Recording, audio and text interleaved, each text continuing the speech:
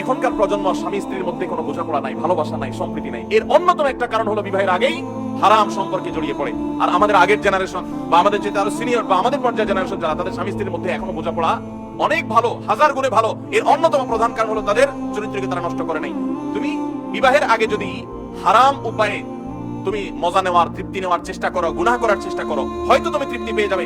মনে রাখবে, স্বর্ণের অক্ষরে লিখে রাখতে পারো, বিবাহের পরে পবিত্র স্বাদ এবং আনন্দ, স্বামী স্ত্রীর মধ্যকার যে বোঝাপড়া এবং সমৃদ্ধি, ভালোবাসা, যতটাই তুমি এখানে খরচ করবে তার ঘাটতি তুমি বিবাহিত জীবনে লক্ষ্য করবে।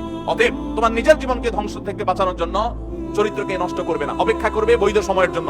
শয়তান তোমাকে অনেক অনেক প্ররোচনা দিবে। যুবক হিসাবে আমি তোমাকে বলতে চাই, সূরা কাহফটা বুঝে পড়ার চেষ্টা করবে, সূরা ইউসুফটা বুঝে পড়ার চেষ্টা করবে। ইউসুফ আলাইহিস সালামকে অন্যায়ের প্রতি আহ্বান করেছিল জুলাইখা, কিভাবে তার চরিত্রকে তিনি হেফাজত করেছেন সেটা পড়বে এবং অনুপ্রাণিত হবে।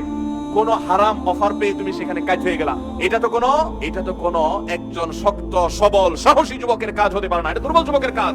দুর্বল যুবক সে যেখানে সেখানে কাজ হয়ে যায়। তোমার মেরুদণ্ড যদি সোজা থাকে, তোমার ঈমান যদি শক্ত থাকে, তোমার ভিত্তি যদি মজবুত থাকে, তোমার ঈমান যদি স্ট্রং থাকে, তুমি যদি সাহসী হয়ে থাকো প্রকৃত অর্থে, তাহলে প্রকৃত বীরত্ব হলো তোমার অন্যায়ের পথে যাওয়ার সুযোগ থাকা সত্ত্বেও তুমি যাবে না, ঠায় দাঁড়িয়ে থাকবে সত্যের উপরে। ছেলে মেয়ে বিবাহ বহির্ভূত যে সম্পর্ক আজকাল সমাজে অনেকটা বিষয়গুলো স্বাভাবিক হয়ে গেছে।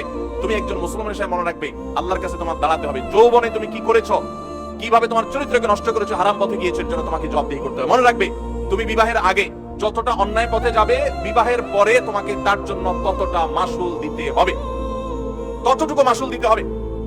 আজকাল